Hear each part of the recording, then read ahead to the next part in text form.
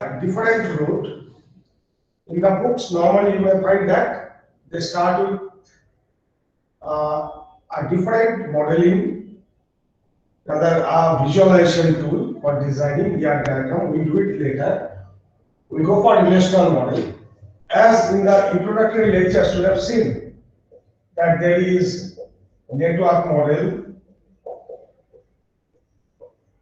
hierarchical model, relational model. So basically, these were the earlier models. Later, there was relational model. So we will talk about this relational model. Now,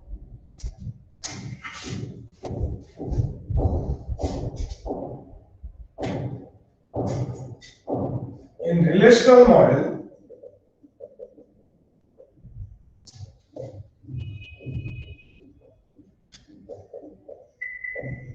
we say that database is a collection of relations.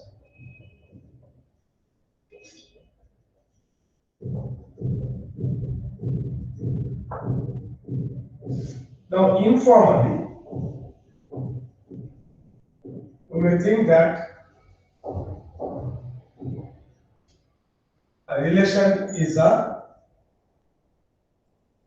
table of values, or say file containing records. This is informal way of understanding. So if we consider, okay, a student table with role, name, date of birth, phone number, email, as if roll number 1, name, such and such, roll number 2, like this. So a table of values. Now, this each row in a table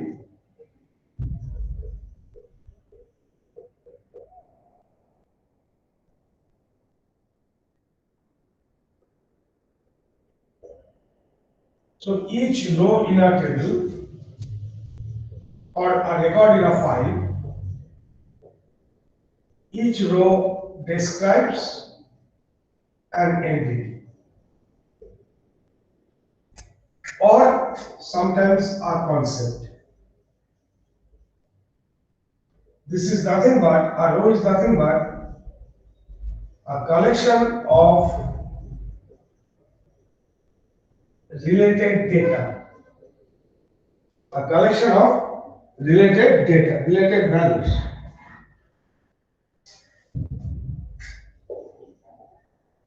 That a student with roll number 1, hearing the name ABC, was born on such and such day, he has the phone number like this, this is the email ID.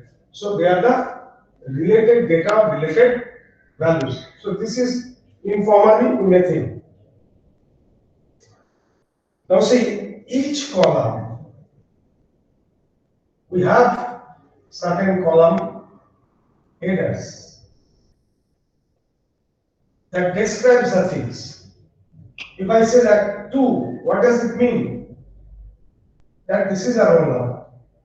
50, it may be a roll number, it may be a score, if I have a score kind of thing also. So column headers, it will help us to interpret the value under that column. Now formally,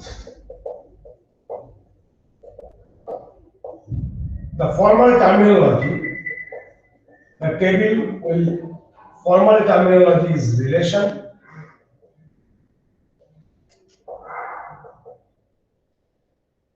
A row that corresponds to tuple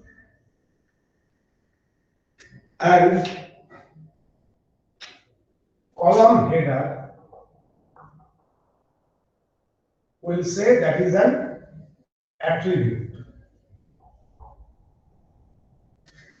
So see, a relation, it has certain attributes, those are the column headers, and it is containing a set of tables. Now,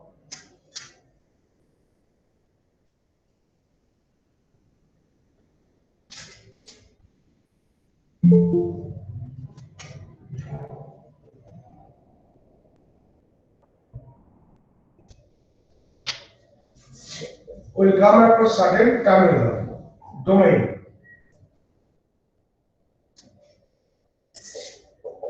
A domain D is a set of atomic values.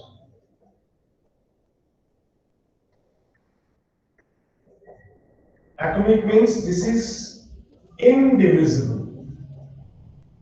We elaborate upon this. Now, each attribute in a relation has a domain. Each attribute has a domain. So that defines. So it is having a valid set of atomic values. So in a tuple or in a row, in formal terms, in a tuple, attribute can take a value from its domain.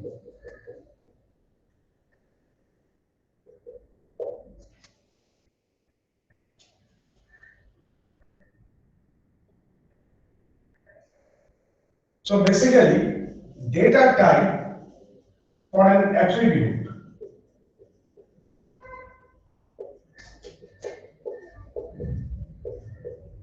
it describes the domain.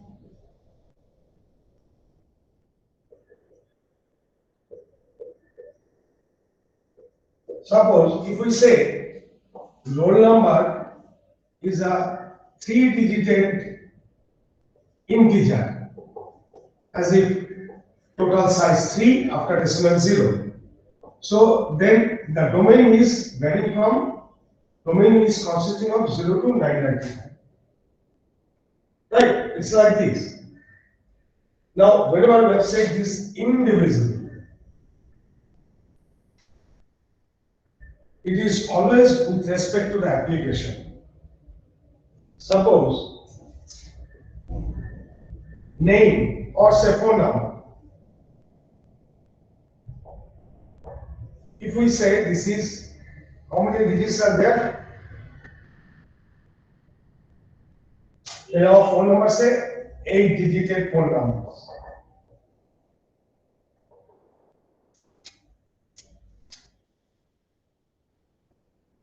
See, out of these 8 digits, it may so happen that some of the digits denotes the area code followed by a serial number.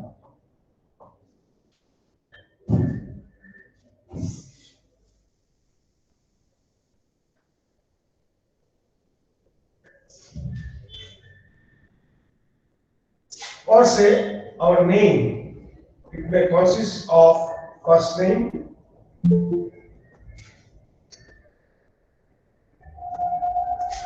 middle name, and say last name. So one may say this is a string of size, say 50. But see, if in our application, if we need to access the last name or from the phone number, we want to deal with the area code, then this phone number and name, they are no longer indivisible. If it is so, I need to access the part separately, then this is no longer indivisible. We'll say this attribute is composite. If it is so, I don't want to deal with the individual component, then we may consider, okay, in my application, this is atomic. So these atomic or indivisibility, these are requirement specific. So here from the phone number, if I don't need to access the area code 7, I am not interested in my application, there is no need. Then we can consider, okay, with respect to our application, phone number as a whole is atomic. I don't want individual components. Say in your case, the roll number, maybe that it is having year of admission followed by course code, that UG BCSE, then say a serial number. If it is so, in our application, I need to trace the year of admission from the roll number, then roll number is no longer atomic. Then we have to consider it has different component. Right? So this issue of atomicity and indivisibility, this is as per the requirement. If it is so, in my application, I need to access this thing or this thing on individual component basis. Then we'll say the attribute is composite, that it can be broken into subcomponents. Whether we'll do that or not, repeatedly I am saying, it's specific to the application, specific to the requirement. If we don't require the individual component, we may consider this one as atomic. But if we need to access the things in parts, then we have to go for treating this one as non-atomic. Then we'll be breaking it into the smaller components. Such attributes, where it is consisting of subcomponents, we say that these attributes are composite attributes. We'll cover this term later also. Now, how we'll be defining the relation?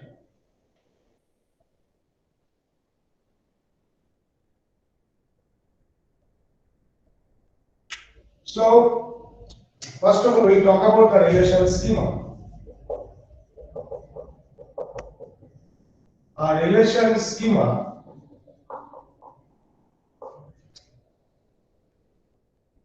are denoted by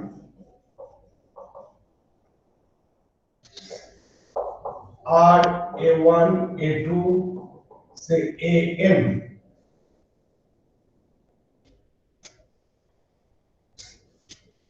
Is made up of a name R and a set of attributes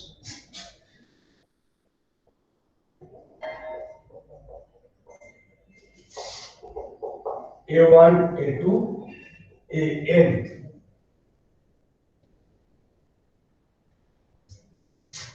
See, each attribute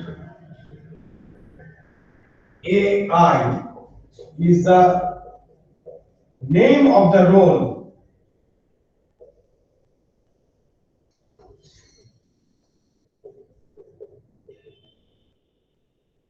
played by the values from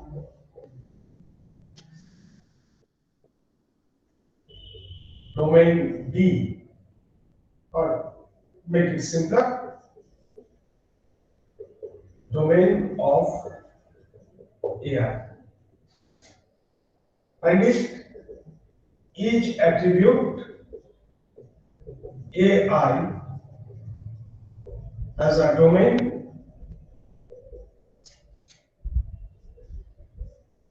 that we have represented as, say, domain of DOM AI. We know the meaning of domain now, that defines the set of atomic values. So for this particular attribute, in a tuple, we can have values only from its domain. Now, say two different attributes,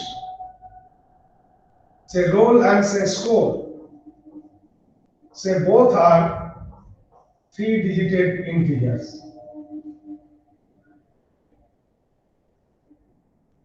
Three-digit integer value. That is the domain. So two attributes can have the same domain. So if I say 75, whether this is roll 75 or score 75, 75 belongs to this domain also, this domain also. Two attributes can have the same domain. So what role this 75 is playing, that will be defined by the name of the attribute AI. So if we find that the name of the attribute is roll, okay, we understand that this is roll number 75. If it is score, we can understand, okay, the score is 75. So this is the relation schema. Try to understand, try to remember that we talked about that we have a kind of thing, schema and instance.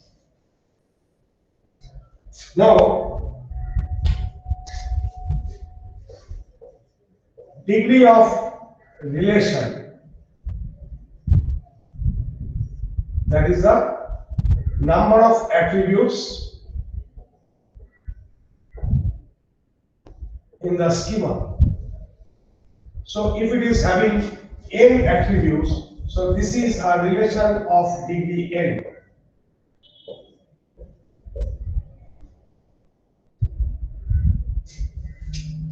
Now we have another term. So this is the schema.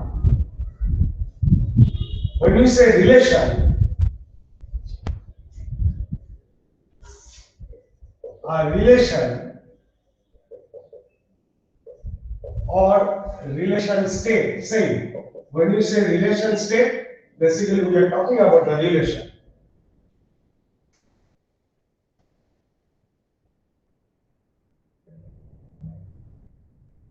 So it has to be defined, say, a relation or relation state on relation schema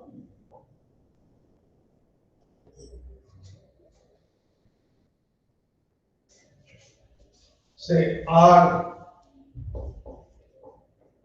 A1, A2, AN is denoted by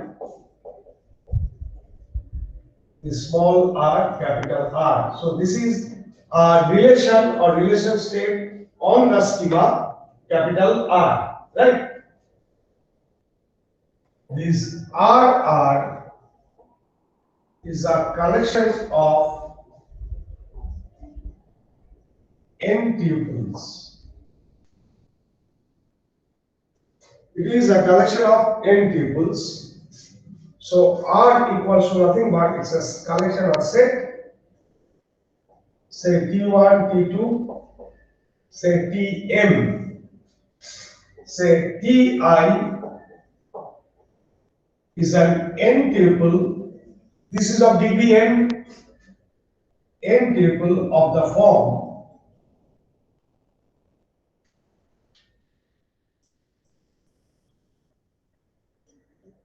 V1, V2, Vn. So basically, each n tuple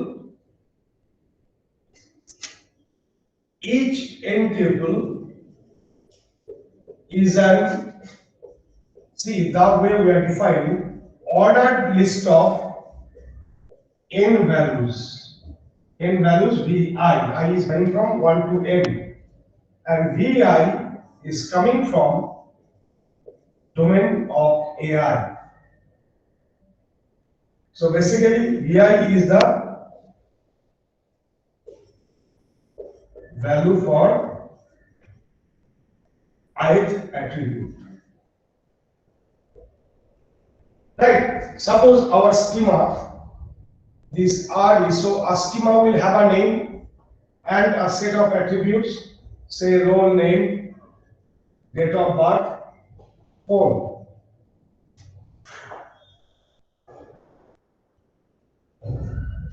So now the relation state, if this is our R, then the relation state, this is nothing but some sort of table of values that are tuple, that will be of the form, say roll number 1, name ABC, date of birth something, phone number XO, say 9999 like this. Roll number 2 XYZ, roll number 3 like this. So this is a tuple.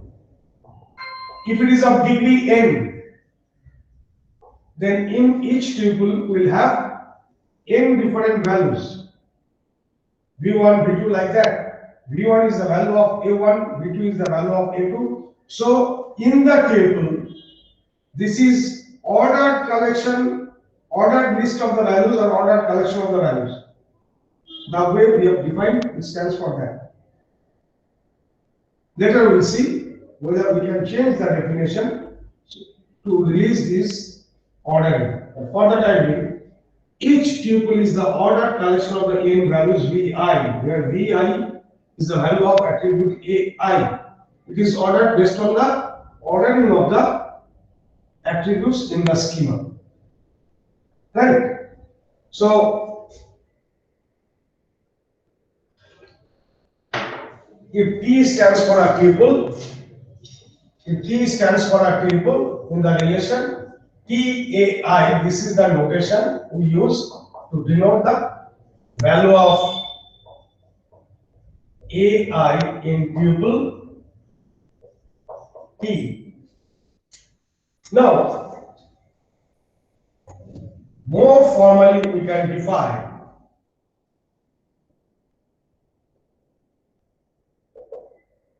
if we go for more formal definition,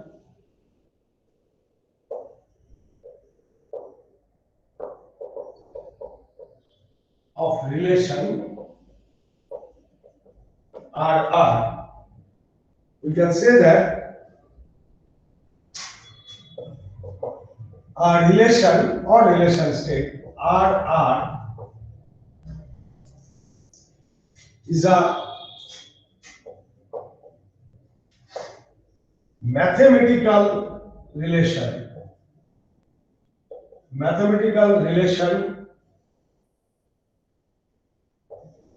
of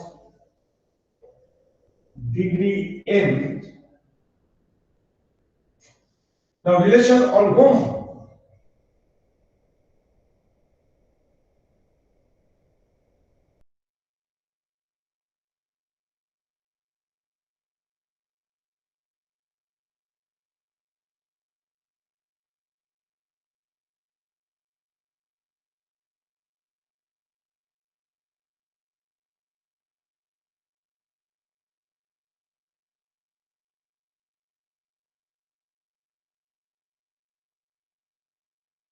Of degree n. So that's why we have said this is a mathematical relation of degree n on the domain of the attributes, where RR is a subset of the Cartesian product of the domains.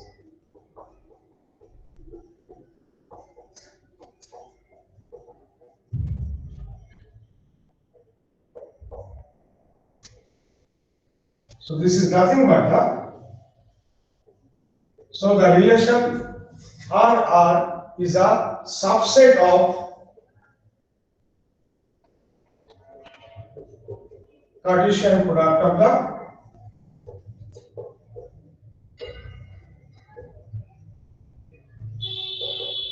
attribute domains. This is easily understandable. See, if we have, say, role, name, date of birth, phone, domain will give all possible value for all possible valid value for all possible allowable values. Domain defines these things.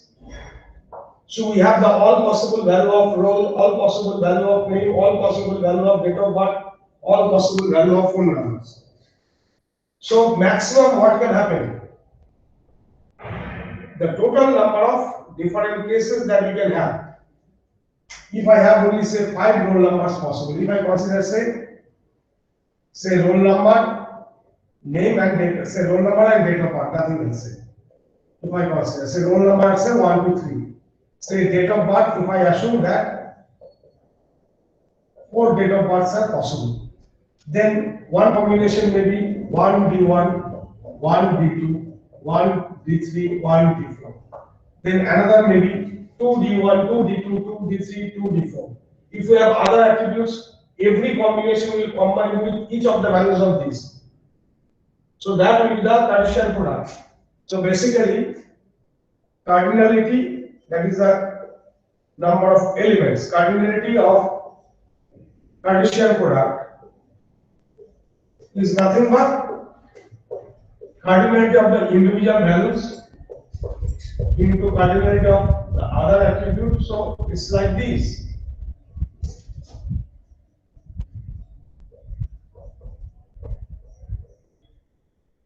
So that is the number of possible cases. Obviously, cardinality of this state, it will be a subset of these things, or number of tuples in the state, number of tuples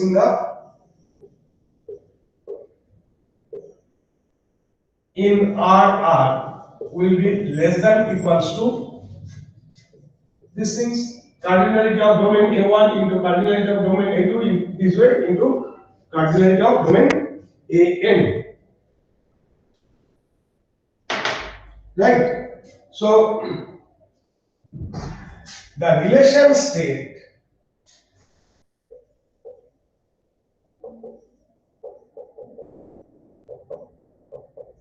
at a time that forms the instance of the relation.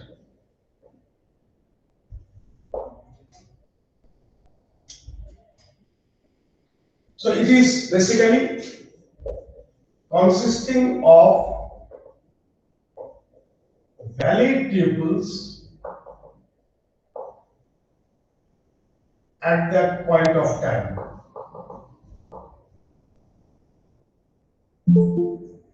Right? So we have the schema, and the state is nothing but instance which time the state changed. A new tuple is added, or the existing tuple is modified, or one is removed. So the instance is getting changed. Another terminology we use is that in relational model, relation intension, that refers to the schema. TENSION. Sometimes, say during a class test or so, it was asked, what is a relation intension? We'll have to define it as per relational model. Now you are smart enough, you can prove that this is not the daytime, this is the night time, so you can go on sleeping till 2 o'clock. You can cite the example that as if you are following US time zone. So you can prove anything. I have faith on you. So in the exam it was asked, what is relation intension? Some smart guy has thought that by mistake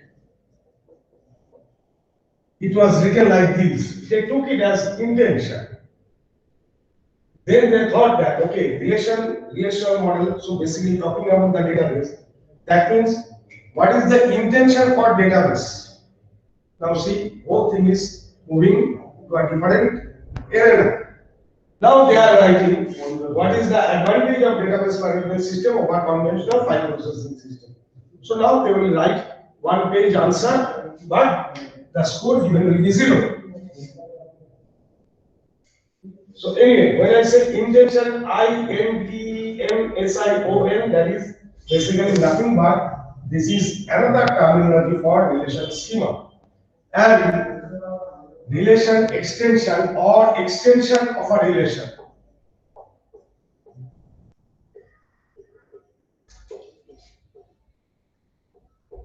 that is the instance, or that is the, actually we are talking about the relation state,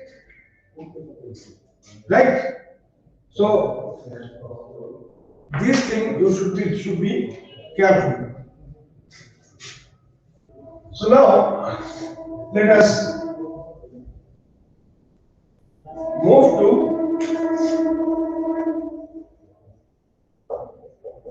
characteristics of relation in relational model.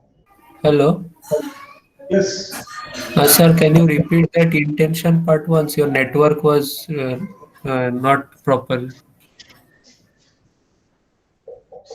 intention is nothing but, when you say relation intention, basically this is, we are talking about the relation schema. What I said that was, I mean, you can skip that part. That's in course, whenever it is asked, some student consider, okay, it is misspelled. Actually, intention, they go on writing what is the intention behind using database. I mean, that's a mistake few students make. So forget about that. When you say relation intention, that is nothing but we are referring to the relation schema. When you say extension, that is the state of the relation. That is the thing. These are another terminology for relation schema and state of the relation or instance of the relation. So if we look into the characteristics of relational model, so first one is that tuples are unordered. See, the way we have defined the relation, that small r on capital R, a relation state defined on the schema R. We have said this is a collection of n tuples. If it is a relation of degree n. We have not talked about any ordering. So relational model assumes, or it doesn't rely on any ordering of the tuples. We have said that this is nothing but a set of n tuples. We have not said this is ordered set or ordered collection. So it doesn't assume any ordering. Now see, in reality, whenever we are talking about the file, if records are not ordered, obviously then maybe that they are following an order of insertion. The one comes first, that record becomes the first record, next one is appended. So in that case, it is following the order of insertion. Or somebody may like to keep it in the sorted order. Those are different issue. For my sake, I can go for different kind of application, but relational model doesn't rely on any ordering of the tuples. It doesn't make any assumption, or it will not perform anything with the assumptions that the tuples are stored following any order. Right? So that is the first thing. Now, attributes in a tuple.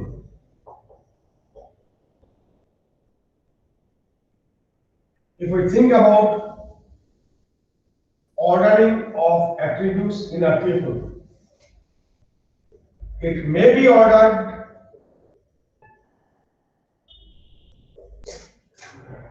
may not be ordered. The definition that we have made,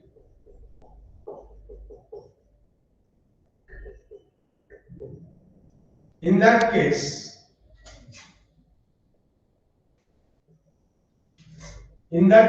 we have assumed each tuple is an ordered collection of n values, ordered list. We have talked about ordered list, where Vi is coming from the domain of AI. As per this definition, attributes, as per this definition, attributes in the tuple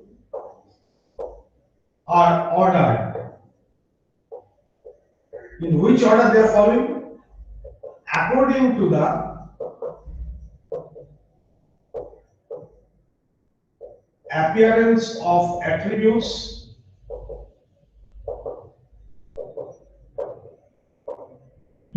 in the relation schema.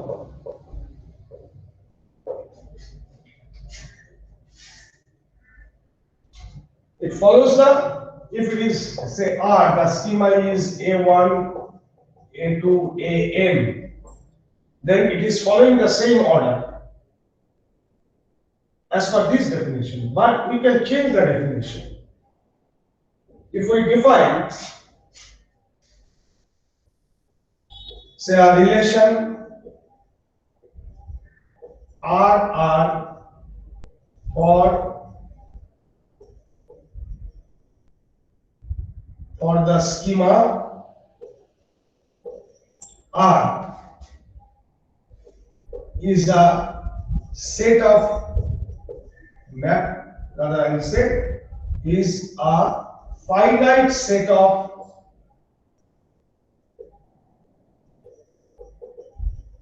mappings from R to D, where D equals to union of the domain of the attributes.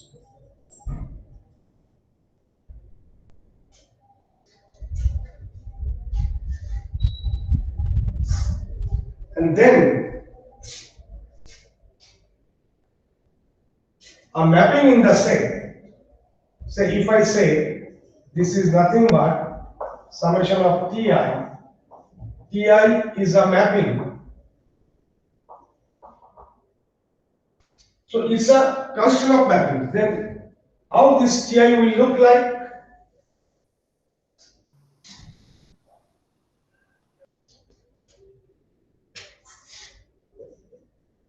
Ti is nothing but collection of attribute value pairs.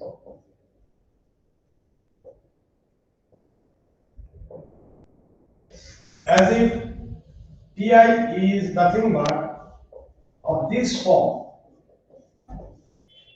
It's a collection of AI Di.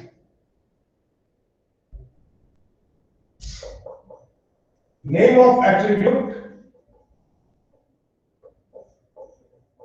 and the corresponding value.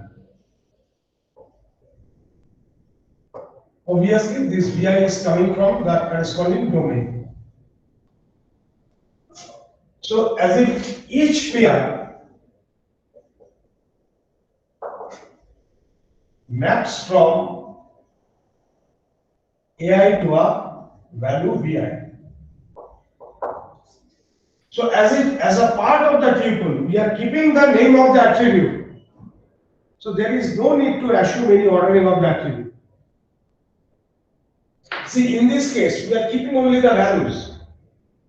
So we have to understand this value corresponds to which attribute. So we have to follow some ordering. One correspondence with the appearance of the attributes in the schema and the values here. But here, I may say a particular tuple is like this. Say roll 1, score 78. Date of birth, like this. In another one, I can say that it is name these, score these, roll this thing. It's like this. So it's not issue. Because as I have the along with the value, as it is preceded by the attribute name, so there is no need to consider the ordering of the attribute. But okay, for practical purposes, for ease of implementation, we follow this one, that we consider ordering of the attributes in a tuple.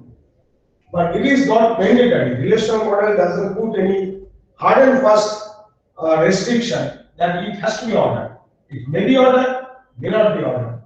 If it is ordered, it is easier to implement. Otherwise, one may say that I am wasting the space, that I have to keep the name of the attributes also. Some other complications may come up that we may discuss sometime later. But don't consider that it's altogether useless. Suppose a schema, it has large number of attributes, but most of the times only a small subset of the attributes are applicable. Rest may not be applicable. Say for every student, if I consider hostel ID and all those things, in which hostel the student is staying, details of the hostels, and say similarly what scholarships they are holding, etc., etc. It may so happen if in the schema only a subset of the attributes are applicable for the individual pupils, then storing a record for the values of all attributes, that may be more, that may lead to more wastage of space. So in that case, one may consider, okay, rather than keeping the space for all such things, I will go for this kind of things. For which attribute I am keeping the value, so attribute name and the value, everything else too. So anyway, but again, that is not a general or common practice. For the ease of implementation, we consider attributes in attributes are ordered, but as per relational model, it may not be ordered. Then we can define the relation in this as a collection of finite set of mappings. Obviously, it's not infinite set, as we have seen. Maximum number of tuples, how many we can have? The Cartesian product of the domain. So it's a finite set.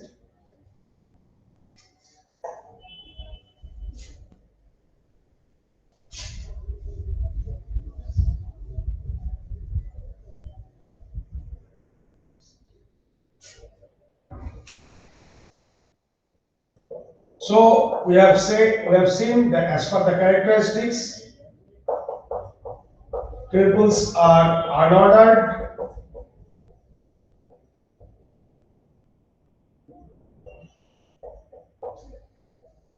Attributes in a tuple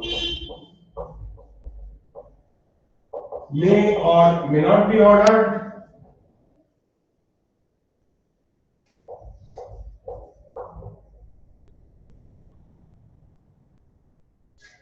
Another is that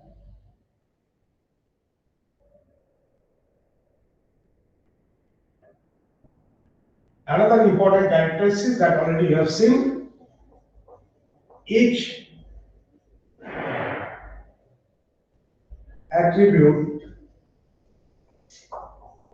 will have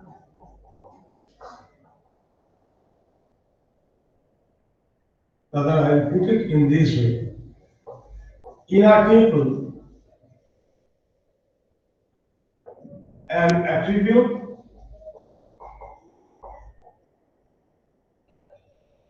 can have atomic value and a single value.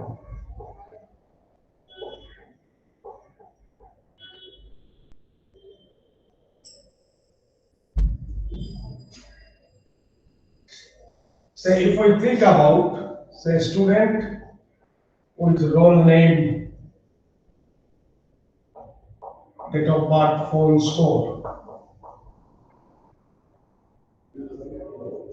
Atomic value, and obviously the value of the, say, Vi is nothing but value of AI. AI is an attribute, so Vi must belong to the domain of AI. And we have said domain is nothing but the collection of the atomic values for that particular attribute. That forms the domain of the attribute. And already you have discussed atomicity or indivisibility. This is with respect to the requirement. In my application, whether a division is required or not. This single value, this is very important. So, Inner tuple. This word is also important. Inner tuple. So inner tuple, the attributes can have only one value. That means if I consider a student can have multiple phone numbers, then as per this schema, it is not possible. It is not conforming the relational model.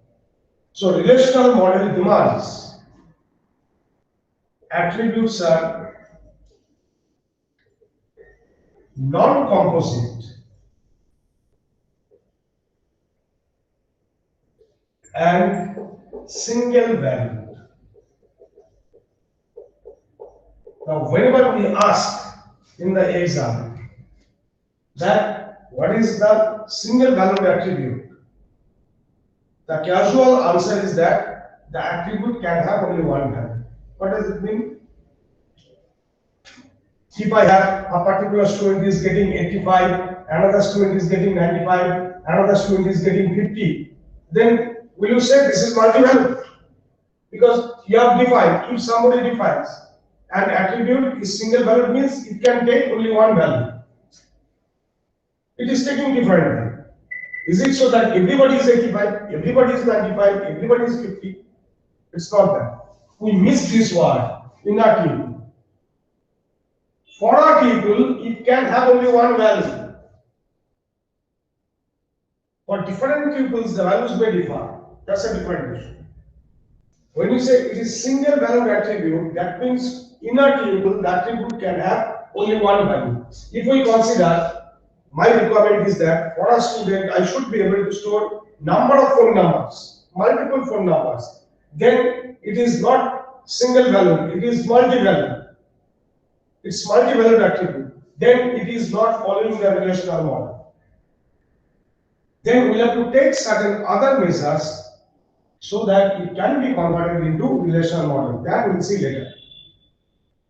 So basically we'll come across normalization. Relational model inherently it follows first normal form, which demands that every attribute in the relation must be non-composite or simple.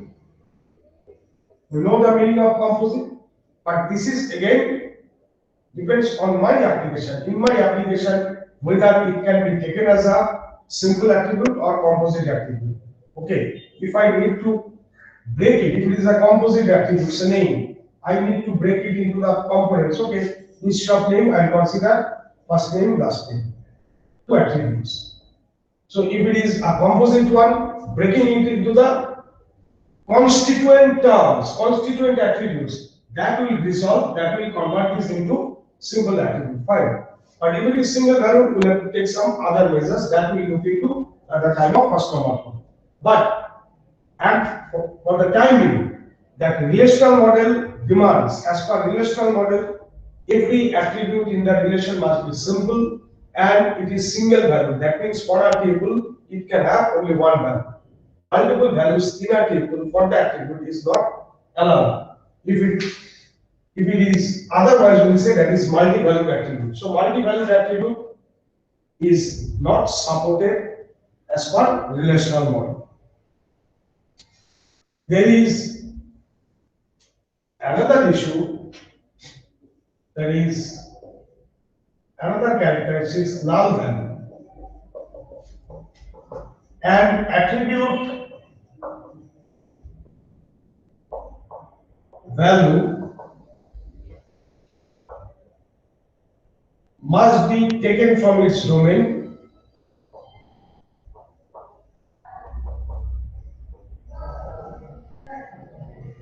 or it may be null.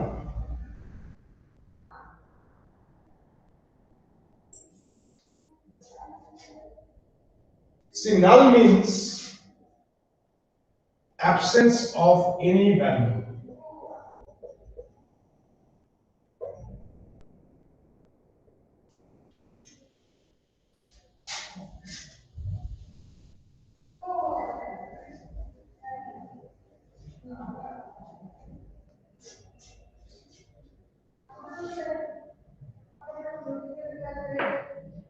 So absence of any value, say in our student database. So if we have say role name and say score. See, this doesn't mean zero for a numeric data, or it doesn't mean space. If I find for certain roll numbers, if I find the score is zero, whether he has acquired zero or he was absent, I don't know. So null value is not equivalent to zero. So the name is empty. If I say this is space, space is also a valid data, valid character. So the point is that null is that it is not that it is equivalent to zero or it is equivalent to some space for string type of data. No. It's simply a special kind of thing that denotes no value is there.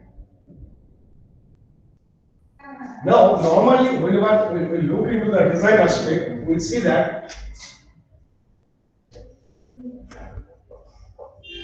one of the important design criteria is to minimize the occurrence of null value.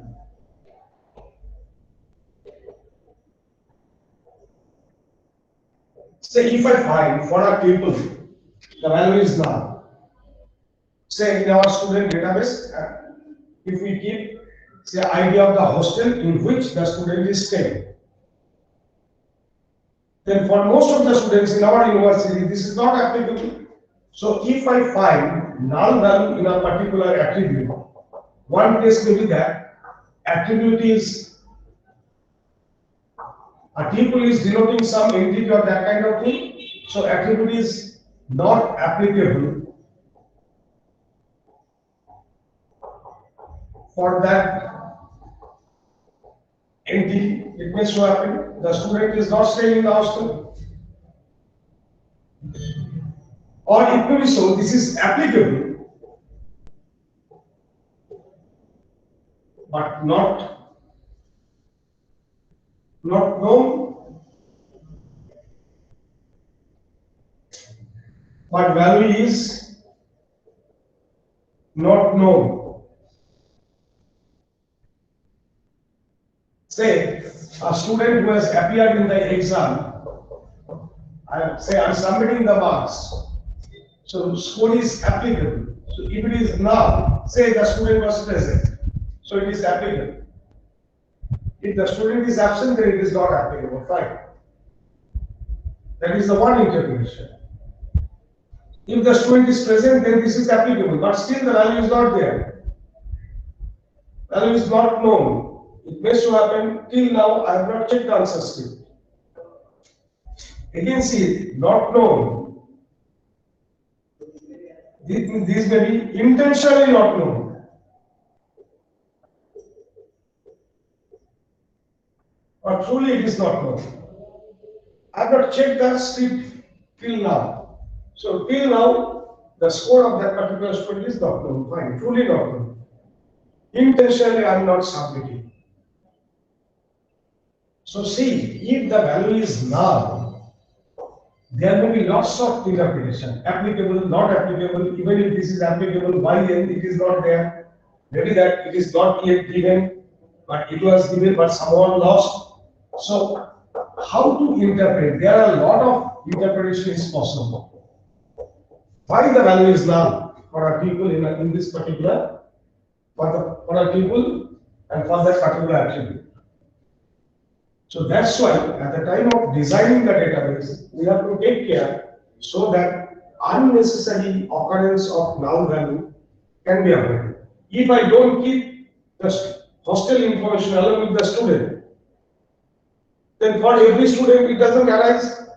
So I can, if I make a different design, maybe that I can avoid the occurrence of the null value in those cases.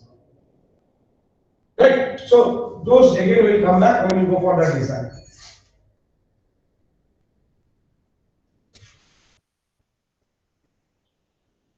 Another important important characteristics as per the relational model is meaning of a relation.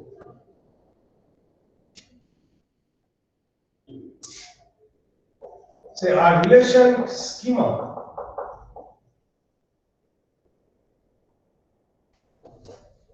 can be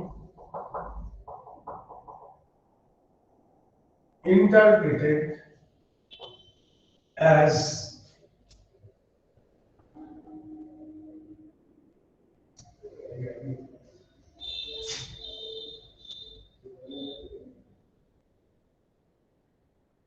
a type of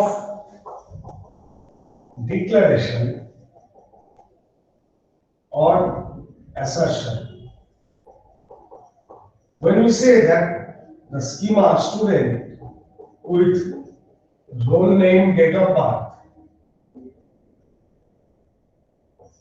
then we make an assertion that every student entity will have a roll number, name, date of birth, and such things. So this is a type of declaration or assertion that for a student type, for this category, for every element of student, they will have a roll number, name, date of birth, and all those things. So these are the characteristics of the relational model regarding this ordering, the null value, single value, and atomic. Those are the attributes and a meaning of relation. Now, we have already mentioned in our introductory discussions that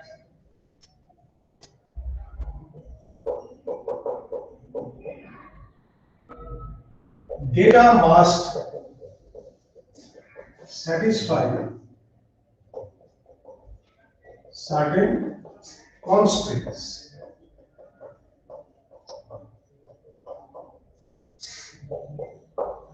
Now these constraints in DBMS,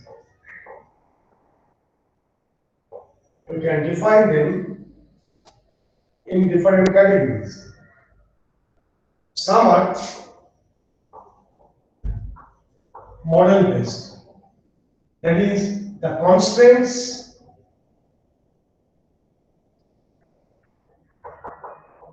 that are inherent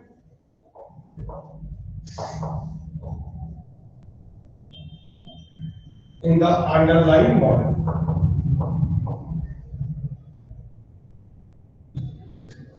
Say, as we have talked about so far relational model, see, look into the characteristics. Already the characteristics itself has imposed certain constraints that rows unordered, that is the tuples unordered. So whenever working, do not assume any ordering. Attributes in tuple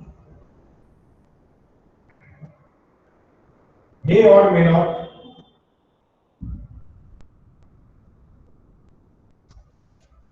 Attribute, it has to be simple or non-composite.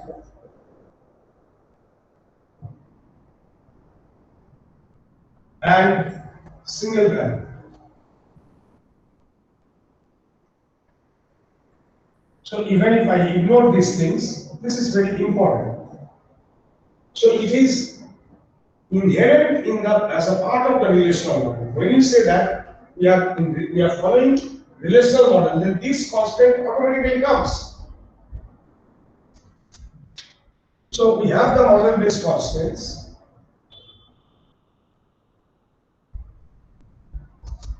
We can have the schema-based constants.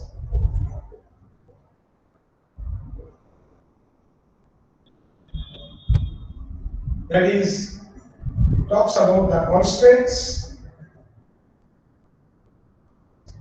that can be defined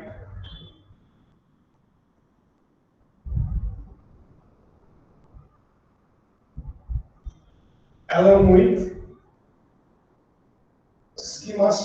application.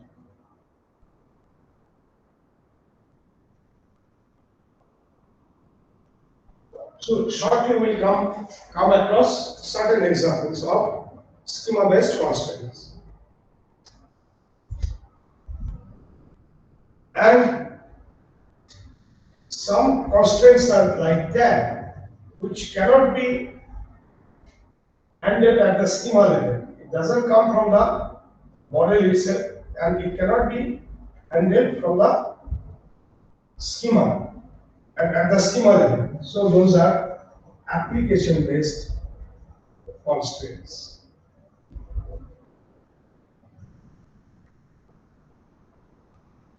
Suppose for a student score cannot exceed full marks. So maybe that at our application level, we'll have to deal with it. We'll have to go for verification like this. Or say that salary of an employee is less than that of his or her boss. We are talking about the legal salary, right? So, for this kind of thing, so we have to put some application logic, and we will see that. In case of database, we have certain constructs like trigger. We can define the trigger, which will be automatically fired to verify this kind of things. So, but those are at the application level. So when developing the application, that time we will be designing the things to take care of certain other category of things. Apart from this, there is a data dependency kind of constraints. Constraints arising out of data dependency, which is formulated as functional dependency.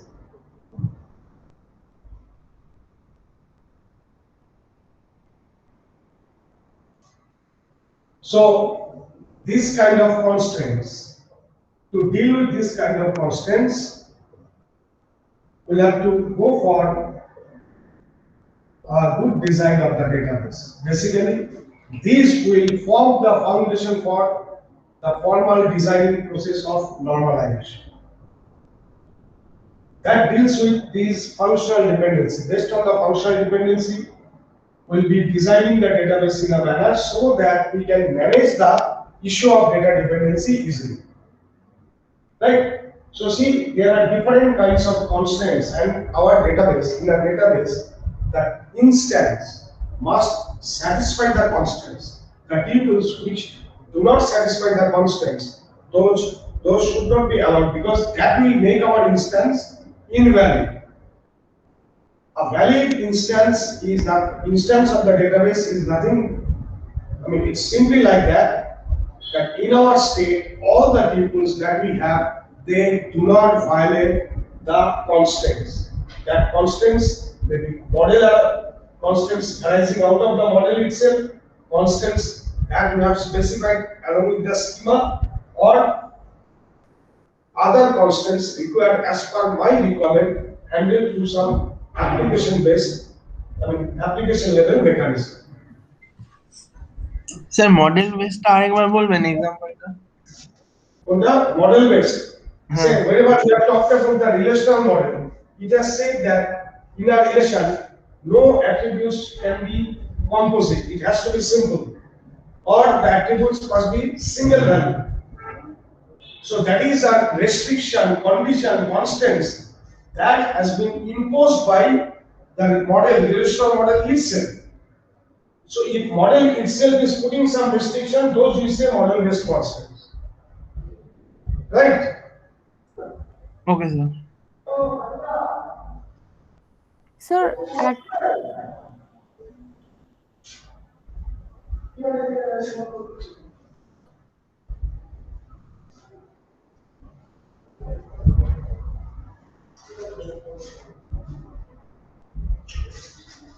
So we'll look into some constants, say domain constants. So basically, this is also schema level.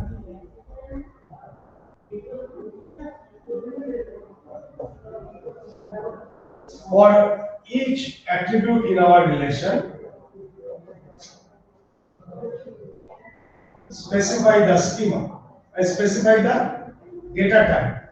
So data type is a way to describe the, way to specify the or define the domain. Try to remember. Commercially, whenever we'll be working with DDL kind of statement set. Try to remember DDL, DML, data manipulation, data definition. So we want to specify the schema, define the schema. That's a DDL kind of statement. So in that DDL kind of statement, in C, we can specify the type. Say I want to create a relation student.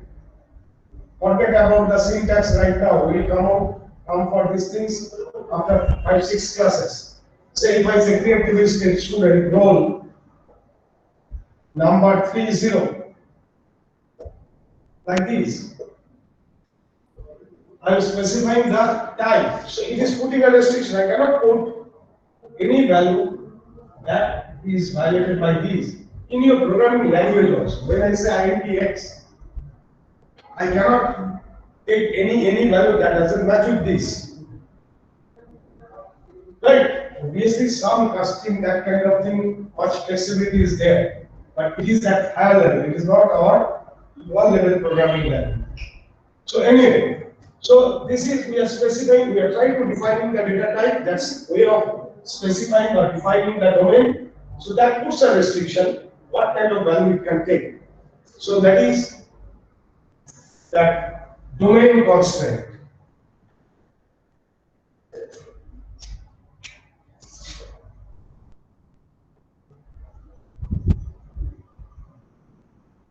Primary key constant.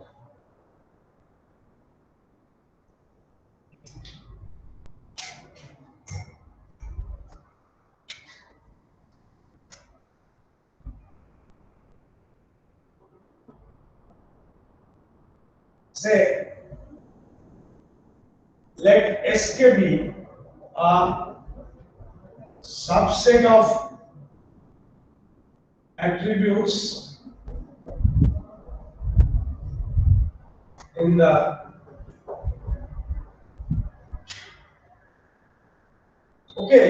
see in relational model,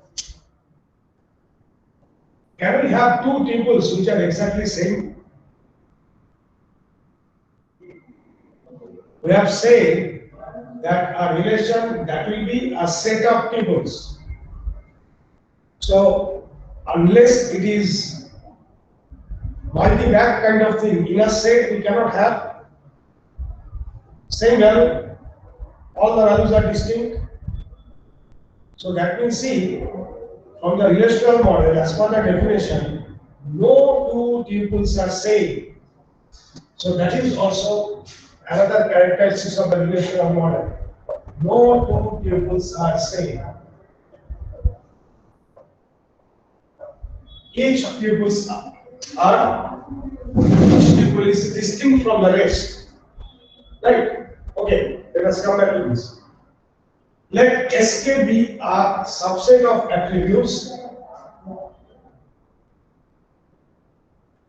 from the schema R, A1, A2, AN. Sometimes we may write only capital R. When you say capital R, that is the name, and that we can take as a schema also. SK be such that for any pair of tuples T1, T2 belonging to its state,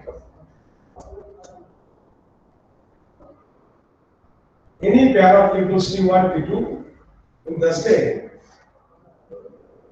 T1 SK not equals to T2 SK. Then SK is called super key of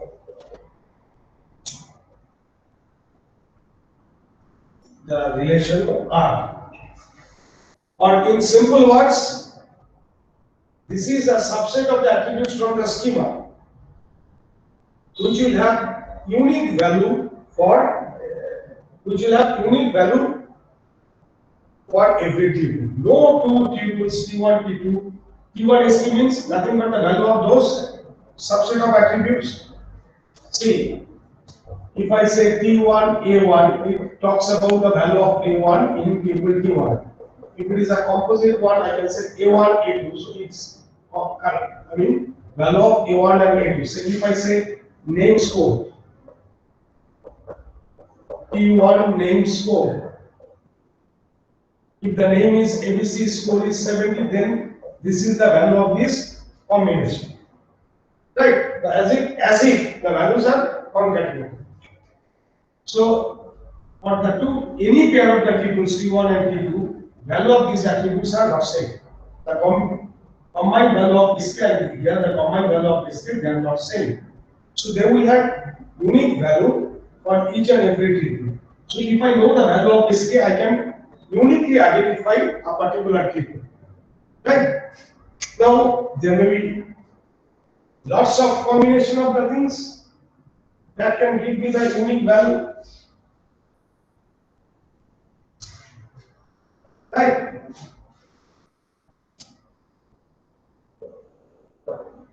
Minimal super key. Say,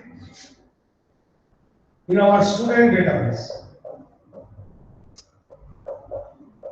say role name, date of birth, score, etc.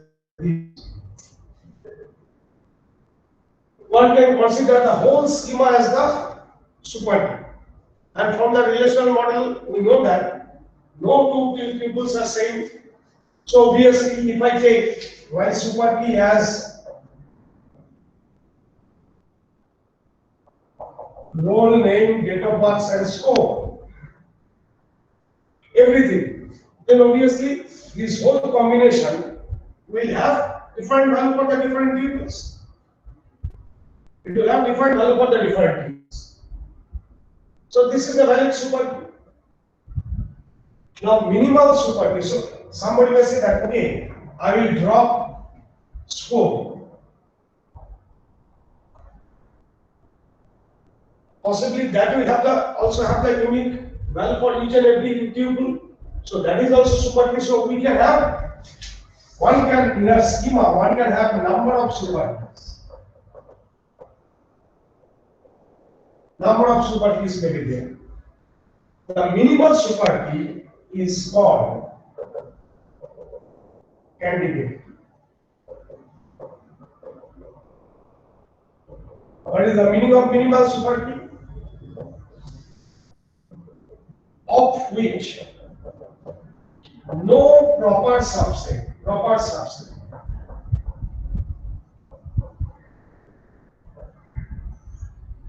is a super key.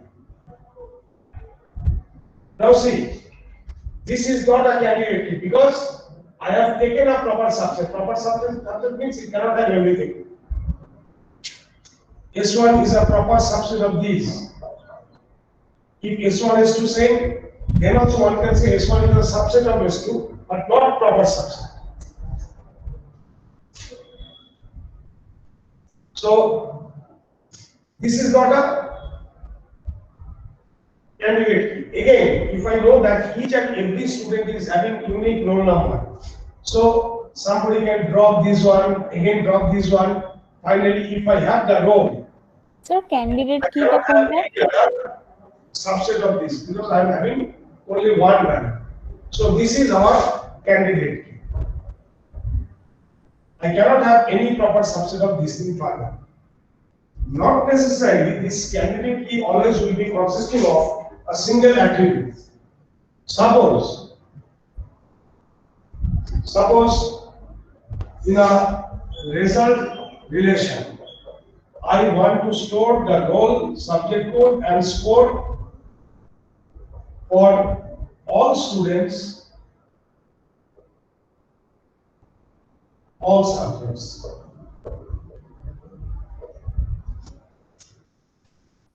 Right? We want to store the score of all students in all subjects. So say our schema is role, subject code and score. Now see here,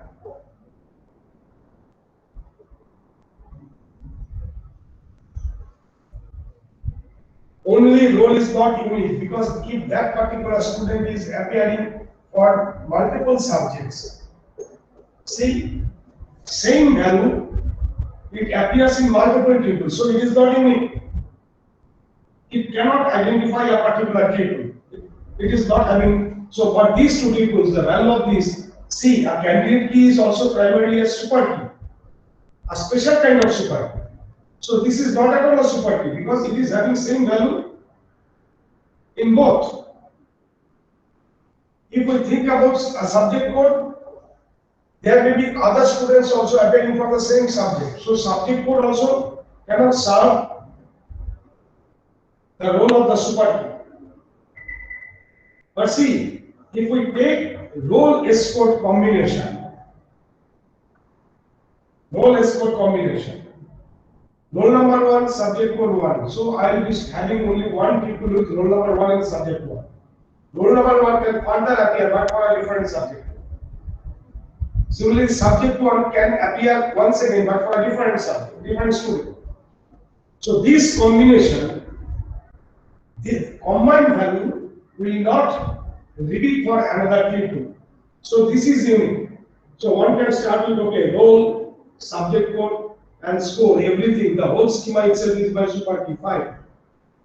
From there, we can drop this one. This is also super key. I cannot take any single out anything. So the point is that our candidate key or super key, these things may be composite.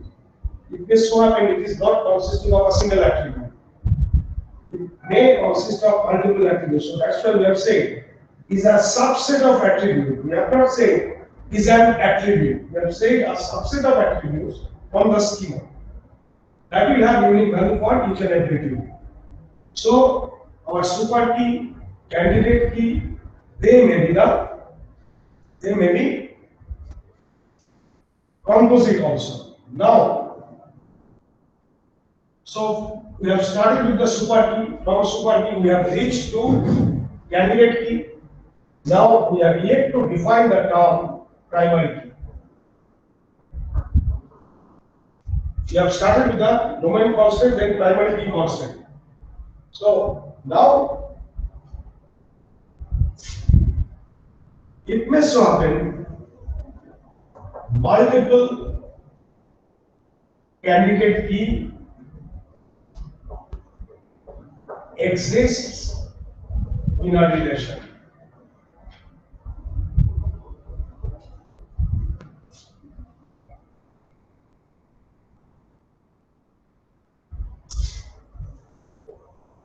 If it is so, if there is only one, no issue. One of the candidate keys is chosen by the designer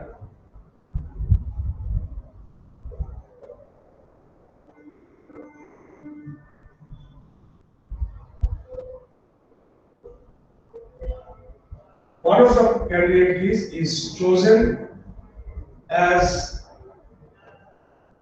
primary key, the PK, by the designer.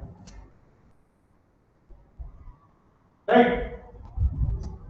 So what will be the design criteria? Say in our student example, if we have say registration number of the student, roll number of the student, and other attributes.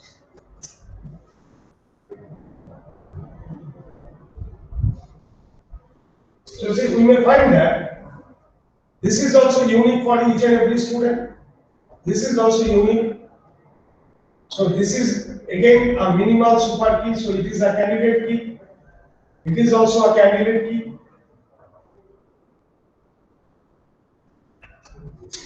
So now we can have multiple candidate keys. So one of the candidate keys will be chosen by the designer who is designing the database. Now there are certain guidelines like that. Later we'll see. Very often we'll be referring to different entities or different peoples by their primary. So candidate key smaller in size is preferred.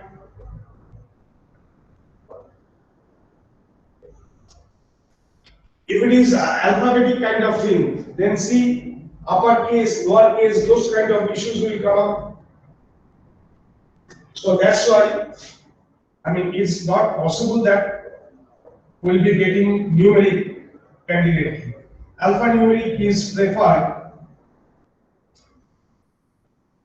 over purely alphabetic.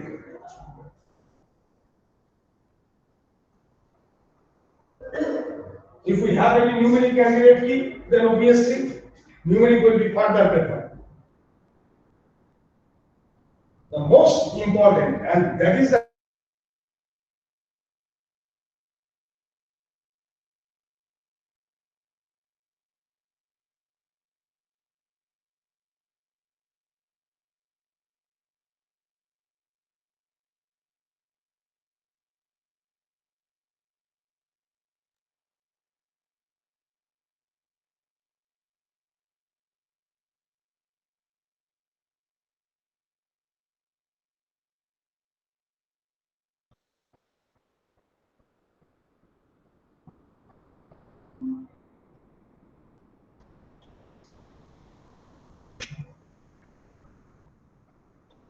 so within the scope of the application.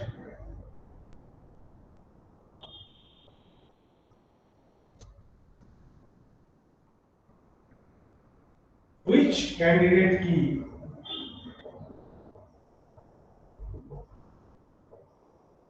is oftenly used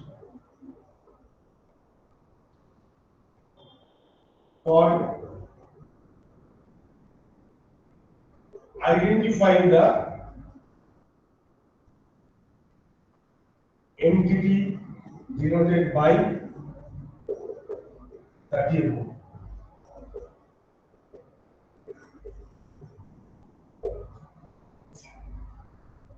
Suppose registration number and roll number both are say candidate key. And here every tuple is denoting or representing or identifying a student. So it says that within the scope of my application, which one is in reality, which one is frequently used for identifying the student. Oftenly used in reality for identifying the entity. Suppose I am interested only with the current student and say for the current student, normally we are not bothered about the registration number, we identify them by the roll number. So if in my application, if I am dealing with the current student, that is the scope, then I will identify, okay, roll number is the one which is in reality we are referring, we are using that thing for identifying the particular student. Then I will consider roll number as the primary.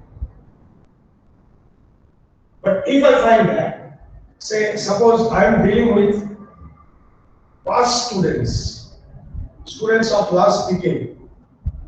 Say for archive, I mean results are archived, for transcript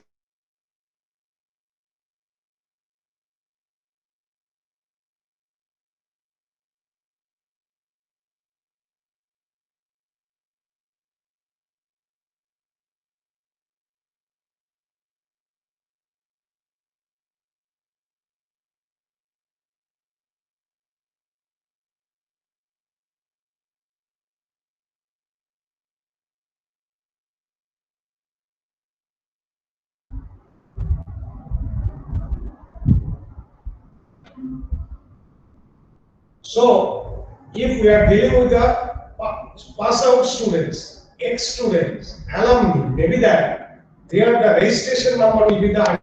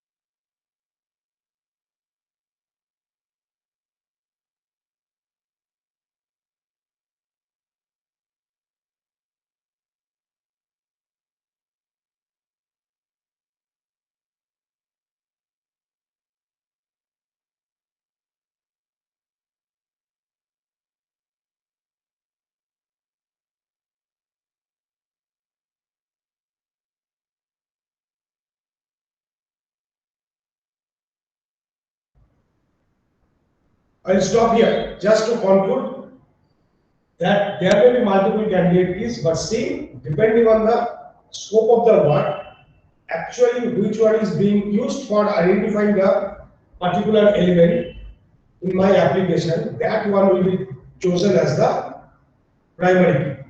So although we may say that the smaller one in size, which is having less alphabetic to avoid uppercase, lowercase kind of things, so we may follow that kind of guideline, but ultimately, in practice, which one is being used for identification, that one will be chosen as the primary key. And it depends on the scope of the work, as we have taken the example. If we are dealing with the past students, then your class roll number has no role to play. We are more habituated with the registration number. Otherwise, with the current students, we ignore about the registration number, we talk about the class roll number. So then we'll be considering roll number as the primary. So that's all for today.